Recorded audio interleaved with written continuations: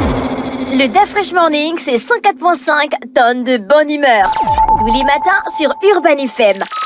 La meilleure radio de la capitale. La meilleure radio de la capitale. Vous êtes sur les 104.5 Urban FM, la station urbaine, et vous écoutez le DaFresh Morning On avec Mosley. Mosley, comment tu vas ce matin? Ça va très bien, bonjour tout le monde, bonjour DaFresh, bonjour René Ruiz. Ça avance sur le côté politique.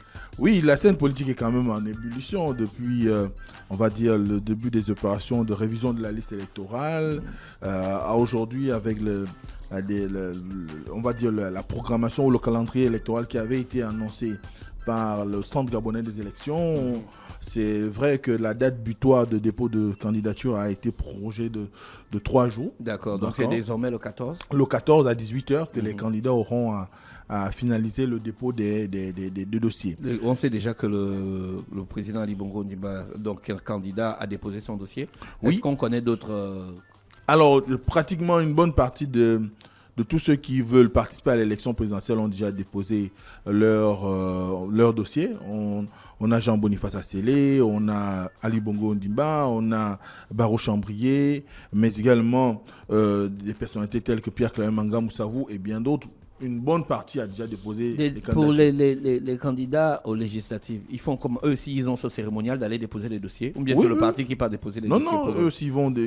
Normalement, en réalité, ça dépend de comment est organisé le parti. Le parti peut aller déposer les candidatures, mais je pense que c'est souvent de façon individuelle après les investitures. Pour un certain nombre de candidatures, par exemple, vous pouvez avoir des indépendants. Mais très souvent, lorsque vous êtes investi par un parti, c'est ce parti-là qui devrait normalement aller déposer votre dossier pour faire l'effet de groupe ou encore l'effet de masse et permettre à éviter que 1000 candidats d'une même formation aillent en rang dispersé. Ouais, en rang dispersé. Et maintenant, après, là, il faut payer. Oui. Bien quand on dépose les dossiers, on paye en même temps. Non, on donne déjà la caution, bien sûr. Il faut avoir la caution. On donne la caution au CGE ou bien au Trésor? La caution est contenue dans les éléments constitutifs du dossier de candidature. Donc, au moment où vous allez déposer votre candidature, vous devez avoir la caution. Vous avez un ticket du Trésor, du moins un document du Trésor qui vous est délivré par l'argent qui est commis à cet exercice au sein du Centre gabonais des élections. C'est de l'argent qu'on dépose au Trésor. Ce n'est pas de l'argent qui est donné au CGE. Parce que on dépose au Trésor, le Trésor te donne un quitus. Voilà, une quittance. Tu as une quittance du Trésor, effectivement, qui garantit que tu as déposé la caution selon les montants. Et la quittance, tu joins au dossier. Et le dossier, tu peux déposer au CGE. Exactement. D'accord. Exactement. Donc, c'est aujourd'hui cet exercice qui est mené depuis pratiquement, on va dire, une dizaine de jours par les candidats. Et on constate qu'il y a beaucoup d'engouement, il y a beaucoup de candidatures.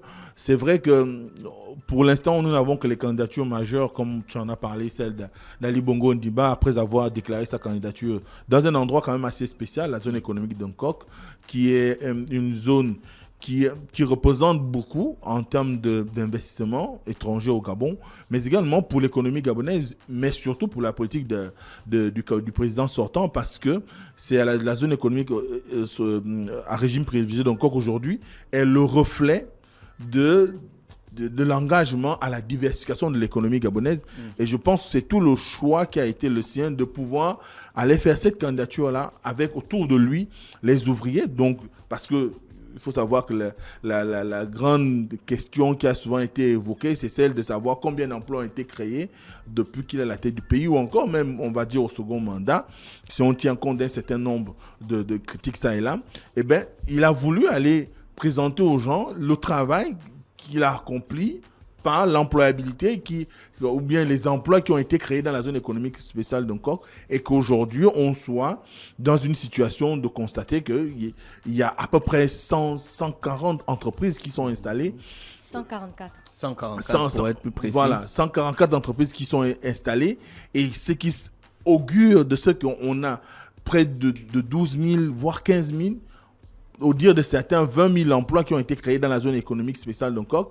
Ce n'est pas rien pour on va dire, le symbole que représente cette zone. C'est aujourd'hui une façon pour lui de pouvoir montrer aux Gabonais qu'il y a besoin de continuer le processus, de continuer à à réaliser un certain nombre d'engagements comme celui d'un coq. D'ailleurs, vous savez qu'il a créé dernièrement des zones pareilles pour l'agriculture. Donc, c'est autant les apps, ce qui sous-entend que là aussi, on pourra avoir une émulation derrière, et on pourra avoir un engagement des partenaires étrangers qui viendraient investir et cela créer en l'occurrence de l'emploi. Ensuite, vous avez la cérémonie elle-même qui a ponctué son investiture. Là aussi, il s'est montré assez combatif. Là encore, on a vu une mobilisation comme des grands jours du PDG où près de 20 000 personnes étaient au stade Nzayon. Donc là aussi, c'est un modèle pour montrer qu'il y a encore des personnes qui suivent sa politique, qui croient en lui. Et il a dit qu'il va se battre pour eux, mais aussi pour le Gabon, parce qu'il a besoin de placer le Gabon à un niveau de développement qui soit suffisamment enviable. On a par exemple aussi Barreau Chambrier qui lui a été investi par son parti. Son parti, c'est quoi? Le Rassemblement pour la Patrie et la Modernité, le RPM. Il y a un parti qui a dit qu'il ne présente pas de candidat. Oui, c'est l'uni de Paul-Marie Ngonjou qui n'est pas engagé dans la course présidentielle, quoique ils sont quand même mobilisés un tout petit peu pour les locales. L'UNI, c'est l'Union nationale initiale, le schisme qu'il y a eu dans l'Union nationale. D'accord. Voilà. Mais pourquoi ils ne se présentent pas? Pourquoi ils se sont séparés de l'Union nationale pour après créer un autre parti et ne pas se présenter? Alors lui, il a... Bon, je sais que ce n'est pas toi, Paul-Marie. Oui, mais de ce qu'on a pu lire ça et là, et de ce qu'on a entendu du discours, notamment, il y a ces films qui existent sur les réseaux sociaux, notamment les siens, il dit que pour lui, aujourd'hui, les conditions ne sont pas réunies. Et les conditions qui ne sont pas réunies, ce sont les conditions qui ont attrait non seulement à la préparation des élections. Vous voyez que nous sommes dans la phase électorale. Jusqu'aujourd'hui, on parle de révision de la liste. Mais il faut savoir que la liste n'est pas totalement prête. Elle n'est pas totalement prête. D'ailleurs, il y a eu une communication du ministre de l'Intérieur qui disait que, on a reçu ici M. Laurent Nguemba, qui disait qu'on parlait de plus d'1 million d'électeurs. Or, le corps démographique du Gabon ne peut pas permettre à ce que nous ayons, 1 million et poussière d'électeurs, 1 million 200 électeurs, c'est quand même assez fort pour le Gabon. Pour une population... Dans la communication, ils avaient dit quoi? Qu'il y avait des doublons, non? Oui. Ils devaient revoir pour nettoyer, faire un toilettage. Mais c'est de un problème. Liste électorale. C'est un problème. Mais ils savent qu'il y a un problème, donc oui, ils sont en train de régler. C'est un problème au fond, c'est que la liste telle qu'elle avait été, si on tient compte de la première conférence de presse, du moins la conférence de presse inaugurale du ministre de l'Intérieur qui indiquait qu'il fallait... qu'ils avaient déjà tous les moyens nécessaires pour éviter qu'il y ait des doublons, eh bien, avant même qu'ils ne prennent la parole pour communiquer sur les résultats au sortir de la révision de la liste, eh bien, on aurait déjà dû éliminer ces doublons-là. Donc là, c'est l'un des critères qui c'est décourage l'UNI. Un des critères. Le second, c'est évidemment, pour eux, il y a une impréparation parce qu'ils ont l'impression qu'il y a une volonté d'accélérer le mouvement pour aller vers les élections, alors que ils voulaient plus de temps. Rien ne presse. Et ils sont même pour une situation qui arriverait à une transition. D'ailleurs, ils sont pour la transition. Exactement, parce qu'il travaille pour un projet, ce qu'on appelle le projet, il a appelé son projet Alliance pour le Gabon, APG. Ce sera une coalition nationale. Donc là, il crée déjà un autre projet. Il ne finit pas d'abord avec l'UNI. Ils sont déjà dans un autre projet. Non, mais il ne sait pas qu'il finit par... Enfin, pas non, mais ce qu'il met en avant, c'est que pour lui, aujourd'hui, les conditions d'organisation d'une élection fiable qui puisse rassurer les Gabonais ne sont pas suffisamment... Et c'est les conditions d'une transition fiable qui sont... réunis. Certainement à leur entendement, parce que lorsqu'on regarde un tout petit peu comment sont organisées les choses, tu sais qu'il y a la Cour constitutionnelle a été saisie par beaucoup de leaders politiques. Si la Cour constitutionnelle arrive à être saisie, c'est qu'il y a des soucis. Et tu te rappelleras que, par exemple, pour le cas de la déclaration de biens, la Cour constitutionnelle a donné raison à l'Union nationale et à Geoffroy Poumboulan. Ça veut dire que derrière, il y a quand même des choses qu'on peut remettre en cause. L'Union nationale, ils ont déjà choisi un candidat. Oui, l'Union nationale a son candidat, c'est Paulette Misambo, qui a été investi par le parti lors d'un congrès extraordinaire à OIM il y a à peine 1 mois ou 2 mois maximum. Donc, c'est cet environnement aujourd'hui qui fait dire à Paul-Marie Ngonjou il n'est pas nécessaire pour eux aujourd'hui d'aller aux élections, mais par contre, ils devraient beaucoup plus travailler aujourd'hui à la mise en avant de la construction de la Troisième République. Ils ont choisi un candidat qu'ils vont soutenir. Il a dit qu'il se met à disposition de l'opposition, mais à condition que l'opposition choisisse un candidat unique. D'accord. Voilà. Est-ce que ce sera probable? On a déjà parlé de ça, toi et moi. Oui. Est-ce que ce sera probable qu'il y ait un candidat unique? Bon, la probabilité, elle est grande. Qu'il y ait un candidat unique, la probabilité, elle est grande. Mais il faut qu'on arrive à des situations qui permettent à l'ensemble des leaders de l'opposition de se retrouver. Mais pourquoi je dis qu'elle est grande? C'est là maintenant qu'ils doivent décider, parce qu'il n'y aura pas de tour. Pas forcément. D'accord. Pas forcément. On sait, tu disais qu'on pouvait modifier les dossiers à chaque fois, même après avoir déposé le Non, 14. pas modifier, on pouvait retirer le dossier. le dossier. Oui, on pouvait se désister. Quand tu retires le dossier, on te rend ton argent. Ça, je n'ai pas l'information. Ça dépend. Je n'ai pas les. Je vais chercher. D'accord. Je n'ai pas l'information. Donc tu disais Mais qu'on pourra retirer. on peut retirer le dossier. Du moins, on peut déclarer sa non-participation à tout moment. Même à un jour du scrutin. Même là, dans la nuit. C'est-à-dire à 24 heures quand la campagne s'arrête, comme l'a fait Marie-Ange Casimir Oyemba. On a vu comment, à la veille, dans la nuit, il avait déclaré son désistement. Mais les opérations étaient déjà engagées, donc certains sont allés aux urnes, ils ont quand même trouvé dans certains bureaux, même les scrutateurs n'avaient pas l'information qu'il était parti. À telle enseigne qu'on a retrouvé quand même dans certains bureaux ces bulletins, et certains ont même voté. Donc, mais ce qu'il faut dire aujourd'hui, c'est que il y a besoin, certes, pour l'opposition de se retrouver et de voir Paul-Marie Ngonjou désister à se présenter à la candidature pour la présidentielle. C'est quand même un signe important pour l'histoire politique de notre pays.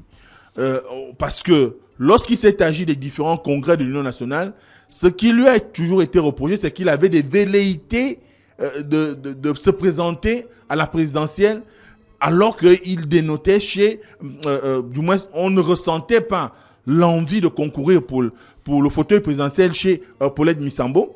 Et d'aucuns disaient que tout ce qu'il faisait, c'était pour arriver à cette fin-là. Mais décider comme ça de ne pas se présenter, de plutôt aller vers la conquête des structures locales, donc des municipalités et des conseils départementaux ou encore les législatives, c'est peut-être aussi une réalité. C'est un jeune parti. Je vais te poser une question. La majorité des acteurs politiques du Gabon savaient que les élections c'était en 2023, non? Oui. Pourquoi ils font comme s'ils étaient surpris? Je pense. Pourquoi non? Enfin, moi je comprends pas. Pourquoi ils font comme s'ils étaient surpris? Tout le monde savait que les élections, c'était en 2023 au Gabon. Peut-être on ne savait pas que c'était en janvier ou en décembre, mais on savait que c'était en 2023. Ça veut donc dire que minimum 2021, vous êtes déjà prêt. Pourquoi vous faites comme si vous êtes surpris? C'est quoi le truc en fait? Alors quand on regarde un tout petit peu de ce que certains disent, beaucoup n'y croyaient pas à une candidature d'Ali Bongo.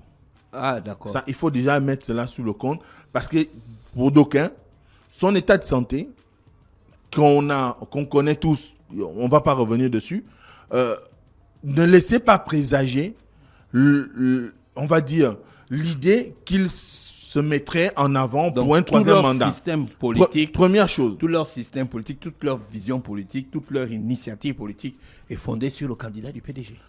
Mais c'est le candidat qui a on va dire, vers qui converge les vues. Et surtout parce que c'est lui qui est le président sortant. Et étant le président sortant, il y a que son attitude devait convaincre des uns et les autres, soit de sa capacité à pouvoir aller aux élections ou pas. Mais ceux qui se sont préparés pour cette élection, vous comprenez bien qu'ils sont en lice. Ils n'appellent pas à aller à une transition ou à un boycott. Ils sont en lice, ils se portent candidats, comme Ali Bongo. Mais ceux qui ont eu quand même du retard dans la lecture, malgré le fait qu'ils soient allés à la concertation politique, le cas du RPG, mais au regard de l'environnement socio-économique aussi, ils se disent, est-ce que c'est prudent? Quoique le chef de l'État ait décidé d'aller pour un troisième mandat, est-ce que c'est prudent aujourd'hui d'aller aux élections alors qu'on a une fracturation de notre société liée au fait qu'on a une population aujourd'hui qui aspire à un mieux-être, mais qui est... Mais c'est eux qui doivent offrir le mieux-être là, puisque ce sont eux les acteurs politiques. Mais ils ne sont pas au pouvoir, ils ne décident pas. Mais ce sont des acteurs politiques, c'est comme ça que la politique fonctionne. Mais les acteurs politiques, c'est la raison pour laquelle aussi, qui amène aussi beaucoup à demander à ce que Ali Bongo, du moins, ont eu à demander à plusieurs reprises à Ali Bongo de faire plus que ce qui est offert aujourd'hui aux Gabonais en termes de route, de santé, d'éducation, d'emploi, donc de relance de l'économie réellement. Mais Mosley, la politique, c'est la politique. En fait, là, c'est des gens qui souhaitent briguer le poste présidentiel pour élever le niveau. Parce que c'est un pays qu'on construit. On ne le construit pas d'un coup. Chacun vient, il amène sa pierre à l'édifice. Il y a un intellectuel africain qui a dit la dernière fois dans une interview que j'ai regardée sur YouTube que mais vous ne pouvez pas demander à un pays qui a 266 ans de faire à un pays, il parlait du Nigeria et des États-Unis, je crois qu'il discutait sur les questions de corruption, il disait que vous ne pouvez pas demander à un pays qui a 60 ans d'atteindre le niveau que vous-même, vous n'avez pas encore atteint en 270 ans. C'est-à-dire que nous, on est un pays en construction. Enfin, je prends le parti des personnes, mais je regarde souvent l'attitude des hommes politiques en se disant que j'ai l'impression qu'ils jouent un faux jeu avec la politique, pas avec la population, parce que la politique, ça a ses règles. La politique a ses principes, ses codes, ses procédures. C'est vrai que tu dis, il y a des manquements. D'ailleurs, le candidat du PDG lui-même, il a reconnu qu'il y a des manquements, mais il reconnaît aussi, les hommes politiques doivent reconnaître qu'on va à la bataille parce que chacun veut apporter sa pierre à l'édifice. On va peut-être battre un candidat, mais puisque nous, on va venir, on va ajouter au fur et à mesure. Pourquoi ils font comme s'ils étaient surpris? Pourquoi on a l'impression que tout leur système politique, toute leur philosophie tourne autour du candidat du PDG? Moi, je trouve un peu que c'est bizarre, en fait. Bon, ça c'est un point de vue que tu peux avoir. C'est un point de vue. C'est une lecture que la population pourrait avoir. C'est une lecture que tous ceux qui observent la vie politique peuvent avoir. Mais ce qui est sûr aujourd'hui, la politique, effectivement, c'est l'art de gouverner. De gouverner, en l'occurrence, la chose publique. De gérer la cité. Et dans cette gestion de la cité, c'est à tour de rôle que ça se fait. C'est-à-dire que X vient, il fait son petit pas, il s'en va. Y vient, il fait son petit pas, il s'en va. Sauf que dans le contexte gabonais, c'est quand même particulier. Depuis 1960, c'est la même élite politique qui dirige le pays. Que vous soyez aujourd'hui dans l'opposition ou dans la majorité, c'est la même élite politique. Maintenant, après, c'est le même parti qui, depuis pratiquement 55 ans, gère le Gabon. Donc, les tares qu'on pourrait enregistrer en termes de développement pour le pays, on ne peut que les constater à la lecture du bilan politique du Parti démocratique gabonais. Parce que c'est lui qui, sans partage, depuis 1968, est à la gestion de la destinée du Gabon. Et à ce moment-là, tous ceux qui viennent, qu'ils aient été anciens hiérarques du PDG ou pas, mais qui viennent et qui aujourd'hui estiment qu'on peut offrir mieux, ils ne peuvent qu'entrer dans la critique.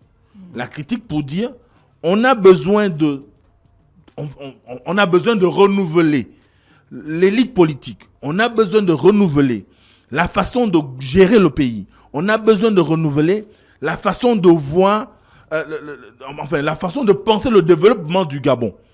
Et c'est ce qui fait qu'aujourd'hui, quand tu regardes, tous les discours convergent vers, on va dire, la critique à l'égard du candidat du Parti démocratique gabonais et du Parti démocratique gabonais lui-même.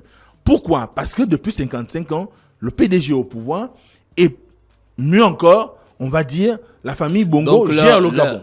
Leur stratégie politique est fondée sur la candidature du PDG. Pas fondée, mais c'est pour apporter une alternative à la politique du PDG. D'accord. Ou encore, offrir autre chose, une autre grille de lecture. Quoique, comme je l'avais dit dernièrement, en ce qui concerne les tribuns, on n'a plus trop de tribuns, mais la réalité aussi, c'est que les offres politiques ne sont plus aussi intéressantes que par le passé. D'accord. Parce que de plus en plus, quand ceux qui auront la possibilité de lire les contrats de société ou les programmes de société qu'aura à offrir les différents candidats, nous allons constater que ce seront les mêmes choses. Peut-être c'est le français qui sera différent, mais en termes de propositions, en termes d'engagement... Les projets de société ne sont pas encore disponibles. Non, pas encore. Mais ce qui est sûr... Tu penses que ce sera disponible d'ici D'ici avant la campagne, il est possible qu'on les ait. D'ici le 11 août, il est possible qu'on les ait. Parce qu'il faut bien que les acteurs, ceux qui se sont portés candidats pour la présidentielle, arrivent à convaincre, non pas seulement par la parole ou par la beauté de l'individu, mais aussi par une offre concrète, une offre qui doit se matérialiser sur un programme. Et c'est ce programme-là. Est-ce que il est 10h10. le débat télévisé avec les candidats est obligatoire? Bien sûr, ça c'est l'État qui c'est le. Il n'est pas obligatoire. Comment ça c'est pas obligatoire? Non, c'est pas obligatoire. C'est pas obligatoire. Non, c'est pas obligatoire. Sauf que Mais sinon, mon il est déjà il faut que l'horoscope j'explique. des auditeurs. Il faut que j'explique. Expliquez ça Rapidement. Non, il est déjà dit l'horoscope des Voici auditeurs. votre horoscope en démarrant avec les béliers. Le DAF Fresh Morning, c'est 104.5 tonnes de bonne humeur. Tous les matins sur Urban FM. La meilleure radio de la capitale. La meilleure radio de la capitale.